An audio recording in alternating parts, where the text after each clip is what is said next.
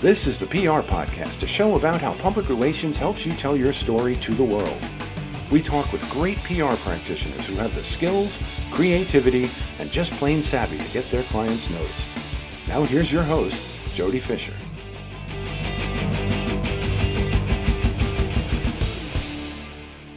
Hey everyone, and welcome to the PR Podcast. I'm Jody Fisher. Thanks for joining us. Well, make sure you send in your PR podcast plug sometime soon, all right? I know it's summertime while we're taping this, and by the time this airs, it may even be September, which is still kind of summer. But in any case, it does not let you off the hook for sending off your PR podcast plug. This is the easiest way to promote something cool that you do.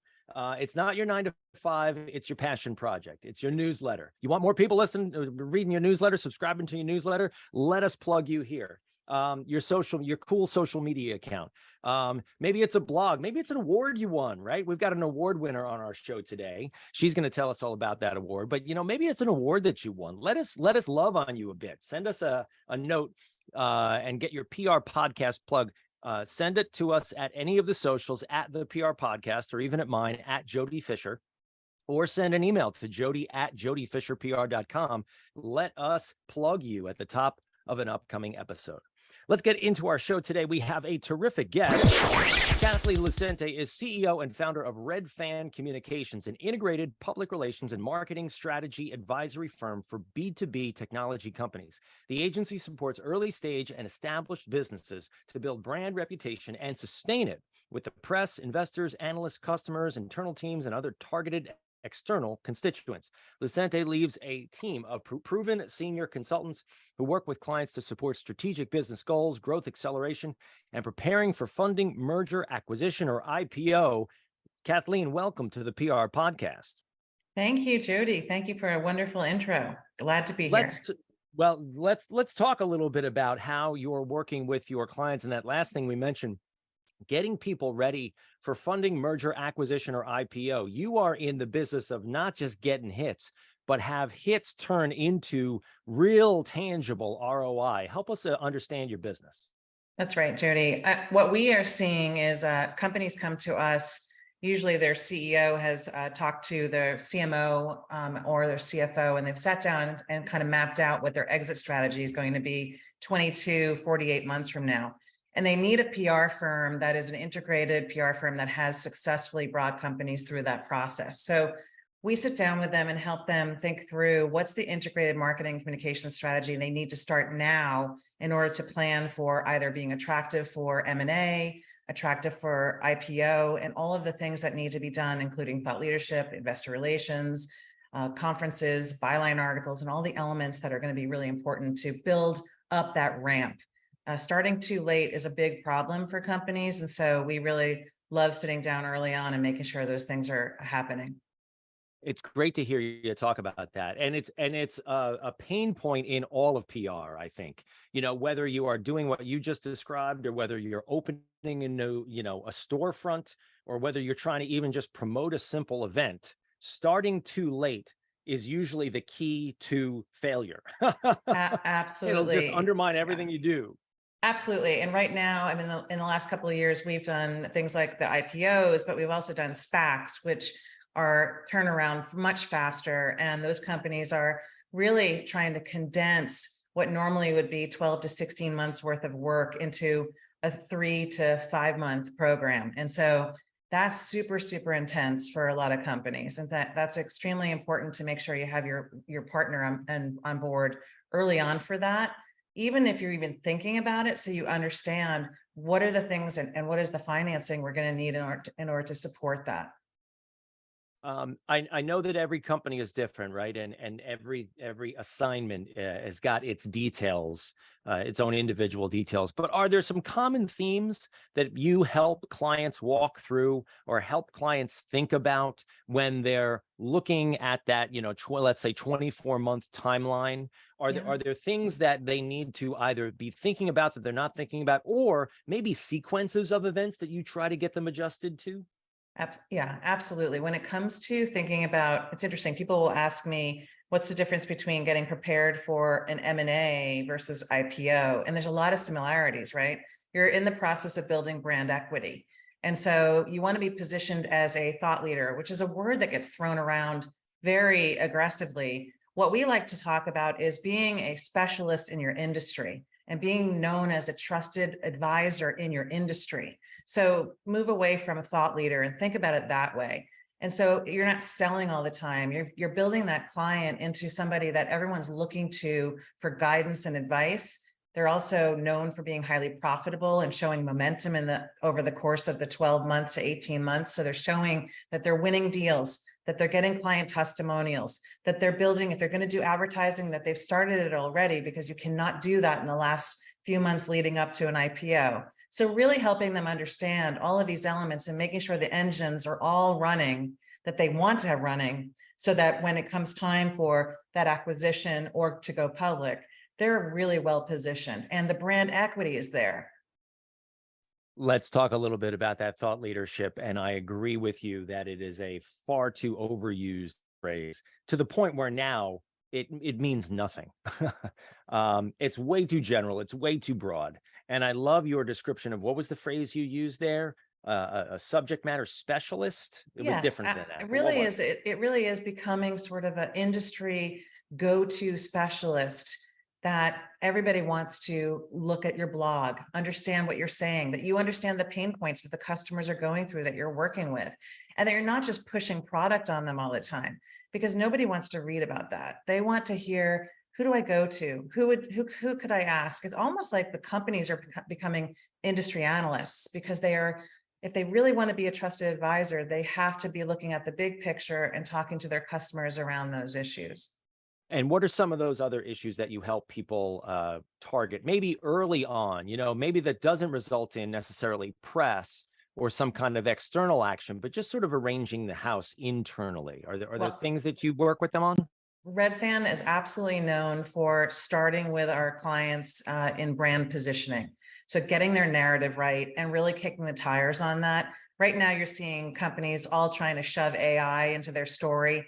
We have to be respected when we call a reporter. If we say you're an AI company and you've just kind of tagged that on, you're going to get laughed out of the room. We're not in the business of being laughed out of the room. It's our reputation as well. So we really look at interviewing people externally and internally, doing a full competitive analysis and making sure that the brand positioning and the narrative is really rich, and that there are supporting storylines that go with that. And then we start to look at, after that, who are going to be the spokespeople that are going to support those storylines, and how we're going to build a full campaign over a course of a year with that messaging in mind. Are there favorite ways, once you have that set, are there favorite ways that you have to convey that to those external stakeholders or those external audiences? What do you then start to pull the trigger on? Well, the number one thing we do is we have to make sure the house is in order with every client, right? So a lot of times a company comes to an agency like us and they think we need press. Well, the first thing we're asking is, well, why do you need press? Let's dig into that. What are you hoping that's going to achieve? We do this brand positioning, and then we look at their website and all their channels and make sure that the channels are updated with the right copy, and really support this new messaging platform before you start going out and doing PR or analyst relations or any of those things. You want to make sure that you're creating a foundation that if anyone hits it, it's a consistent message. So then we can start having fun. We can start doing media relations. We can start doing blogs. We can start doing industry analyst relations, and really start to bring that storyline to life. And that's where you have to start. But you have to get the house in order first. I find a lot of companies think brand positioning is, the logo and a quick slogan. Absolutely not. It's not the color scheme and all that good stuff. You should start with the brand positioning first. And that also dictates, your product line, are you going to start naming your product line separately from the company? How are you going to start to scale your company, and the brand narrative that's going to support that? What are the types of companies that you're working with? Are they selling products? Are they selling services? What are they doing? Jody, we work with major fintechs like CSI, who we just won an incredible award for our work there. They are a big fintech company. They are actually working with community banks and credit unions all around the world. They have over 1,000 employees. We helped bring them private, and then we've been helping them start to grow with acquisitions. So that's really exciting. We're also working with Texas Original, which is medical marijuana in Austin, Texas, which we're also working with the lobbyists there and helping to get law inched forward, if you will, and really educate the public on where medical marijuana fits into children with epilepsy to, VAs, sort of the whole span. We're also working with a company right now that's a SPAC, which I can't talk too much about, but I will say it's in the dementia robotics space, which is pretty exciting.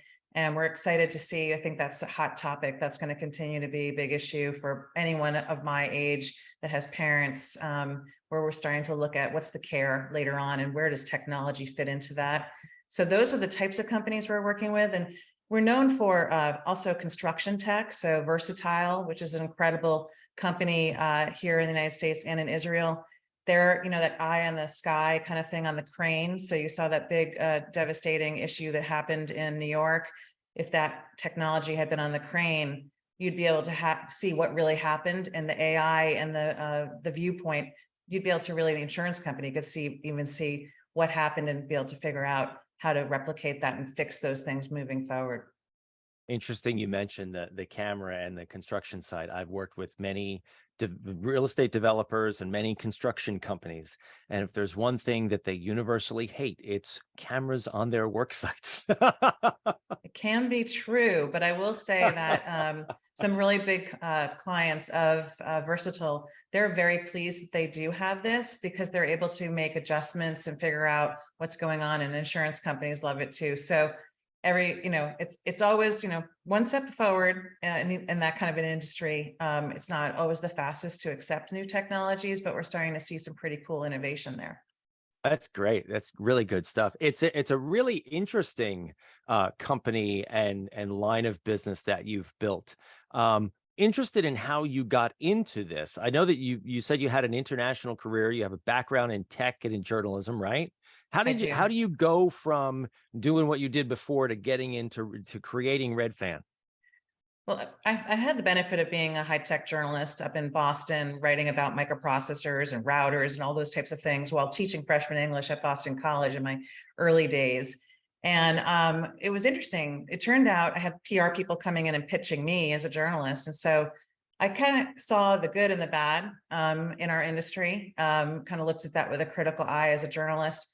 Eventually, what happened was Motorola here in Austin, Texas, asked their PR agency in Boston, Cambridge, Massachusetts, actually, to recruit me. And so I kind of joined in that way. And fast forward, handled major technology companies like Motorola, moved to New York with Ketchum Public Relations, helped to run their tech practice, was recruited by IBM and managed agencies while I was there handling IBM research. And so I got to see both. Eventually, I was actually recruited by JP Morgan while I was at Peppercom in New York. I was recruited by JP Morgan, and that was the heyday of IPOs, and we were bringing companies public. Went to JP Morgan and did the Lab Morgan effort there, which was spinning off companies and helping CEOs think through, do I need an agency? Should I hire someone in-house? I went to Asia after that, and I was in charge of a four-way merger there for JP Morgan and managed multiple fabulous agencies there. And when I was coming back to the United States, instead of doing the corporate route, I really felt like RedFan would be a good thing to create as a senior consultancy, because I felt like that the bigger agencies weren't always hitting the mark with what I needed as a client. And I really loved when I got the senior attention, and I wanted to create something where that was consistent every time for our clients. So that's how RedFan was established here in Austin, Texas. And I'm really proud. We're now 15 years old. So that's fabulous, and congratulations on that. It's worth putting a note on that the best communicators, especially in very subject deep and specific industries like the ones that you work in, the best ones have a background in that area. You can have PR folks who are sort of generalists, and they're really good at navigating the media, creating messages, understanding how to tell stories, which I'll say is generally what I do. right. And then you've got other folks like yourself who have walked the walk from inside of those various companies, as well as your background as a journalist, understanding how to communicate and how to tell good stories. But having the subject matter expertise that you're then able to convert to consult and advise your clients and sort of let them know what's coming because you've been there, perhaps? Yeah, I mean, I think that there's a real, even when I'm looking to hire people, I look at a real diverse balance of people with journalism backgrounds, pretty much. And I put a lot of faith in writing is essential, but understanding how to tell a story and being hungry. So one of the values we have at Redfan is fire in the belly. And you have to have a fire in the belly around the industry you're focusing on for your client. You have to be able to invest pretty heavily to be the best at representing them.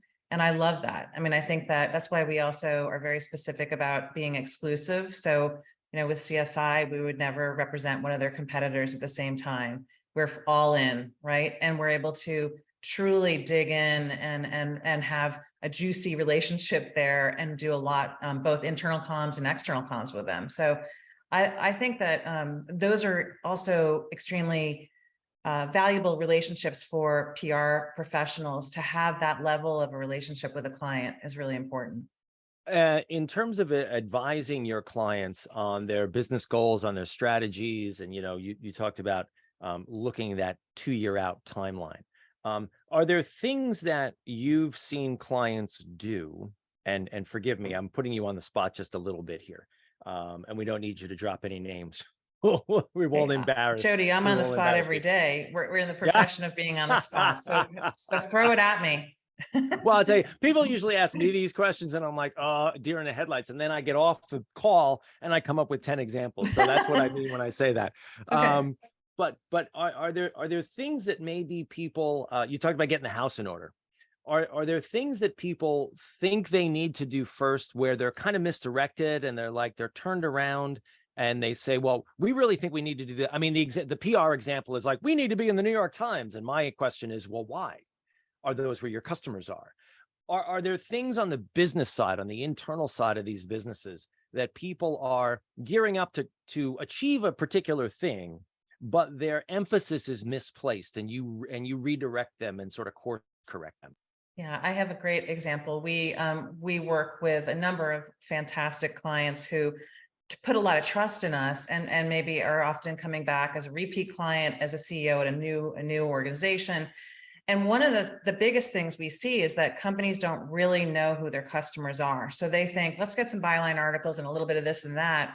But the reality is we'll bring in our data scientist and take a look at their customer base. So we just did this for a law firm. We were able to take 250 of their customers and put them through a lens through our data scientists and actually identify 3 different types of clients and help the personas of those clients, and then have a more robust conversation with our client around these 3 different types of clients and what they read, where they are, what would matter to them. And then let's customize an integrated marketing and communication strategy that might have content for your blog, an event in the city they're in, those types of things. And so it was funny because the client came back to me and he said, man, I'm smart at what I do, but you just blew me away. I mean, I now know, I said, you don't want to waste money. I don't even want to take your money until we get this piece done, because this is going to be the nirvana. This is going to be your roadmap. Every dollar you spend is going to be so much smarter because we did this piece first. And that to me is sexy for him and sexy for us, because we love being data backed. We feel a lot better knowing we have that information. And even big companies, they're not doing that level of work, that level of detailing, which is so important. I think you have to think freshly about your customer base. Even when I was at JP Morgan, one of the things I discovered with the private wealth management business was most of the bankers were asking people out to go golfing. And they were usually asking men to go golfing. Well, a lot of the women in those families are the ones running the finances. So we brought in, Andre Agassi and people like that to do private lessons with the wife and the children, and started to change the dynamic. And I did a really strong competitive analysis there to look at what the other banks were doing. And I realized how we could truly differentiate and address the family as the client versus just one individual. And so when we talk about integrated marketing and PR, really when they come in and ask that question, like, hey, I think I need this, that pushing back and really helping them think through, that's when you build true trust with a client. You hit the word there, trust, right? It's the key to all business relationships, including PR and consulting relationships. 100%. For sure, for sure. And also, I'm hearing a theme in what you're just describing too, and want you to reflect on this. Give us your reflections on this. The fact that the phrase that I use is good press follows good actions, and good storytelling. If you want to get the good press, you've got to do things, the kind of things that you were describing, sort of really changing the how you operate, or really drilling down on okay, what are we doing? What's the thing that we're going to do? And then be able to because that opens the door to the storytelling, whatever medium you use to tell the story. It opens the door to the storytelling that you want to do, but you can't do the storytelling until you did the thing. Well, and Jody, a great example that I love to use to pull on that point is it's also as PR professionals, setting up what does success really look like with your customer and your client.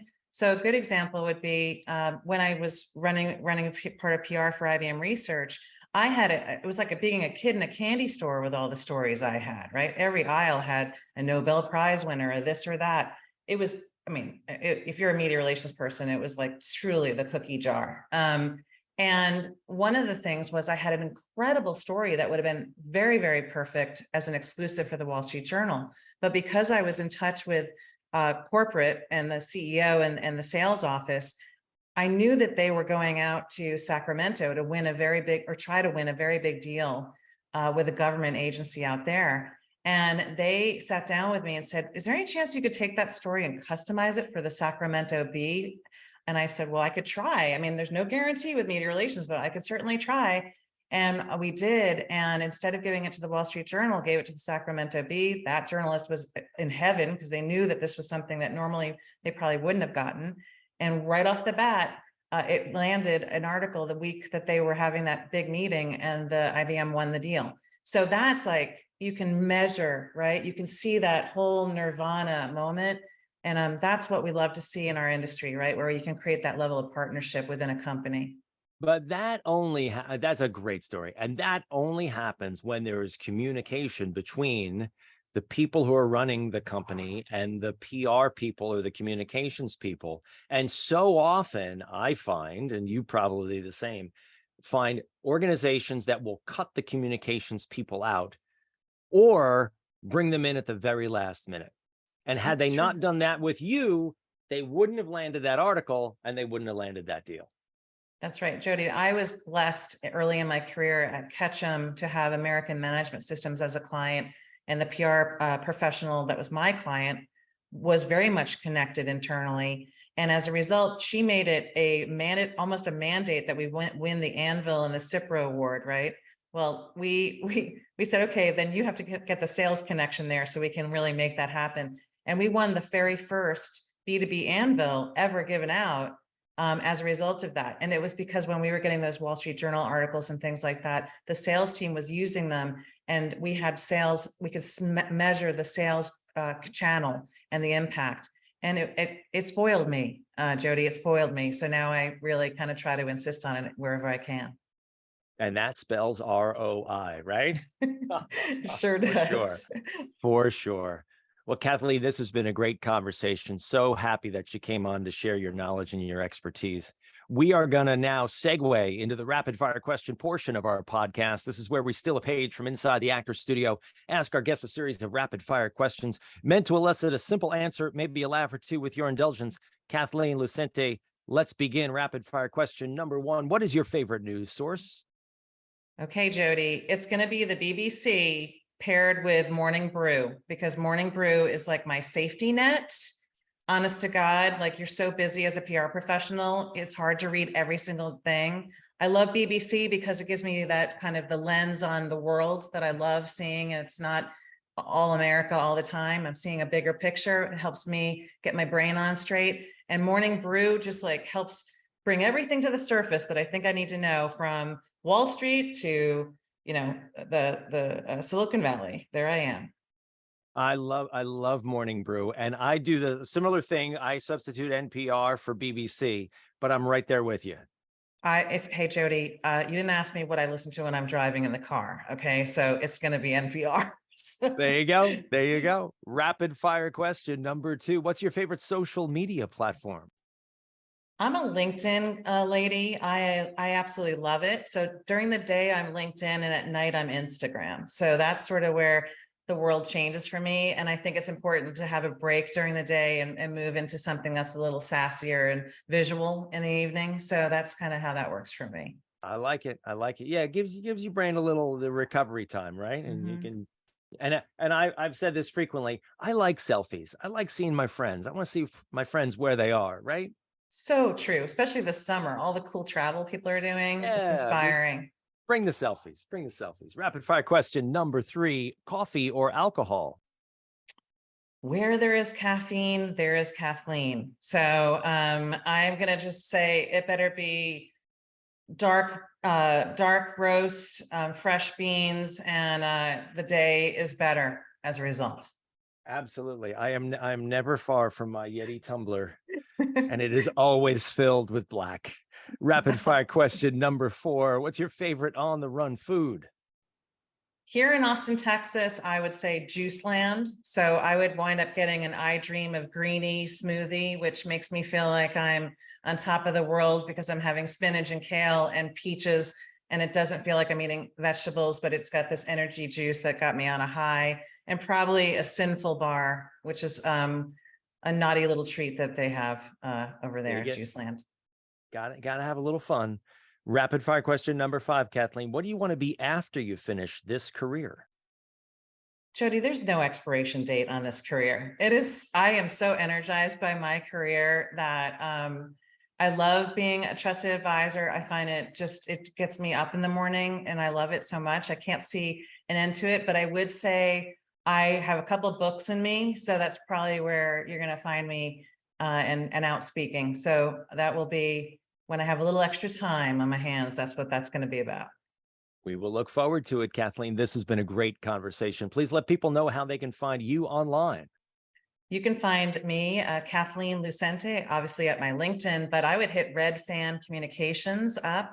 You'll find everything you need there, including our newsletter. And if you shoot me a line, I also have a special newsletter from the desk of Kathleen that is written specifically for CMOs and CEOs. So I look forward to hearing from any of your listeners. Good resources there. Thanks again, Kathleen. And thank you, everyone, for listening. Please remember to subscribe to the show, connect with us on Facebook, Twitter, Instagram, and TikTok at The PR Podcast, and send us a question or a comment. Our intro is by Christopher Appold. You can find him and his fantastic photography on Instagram at Christopher_APPOLDT.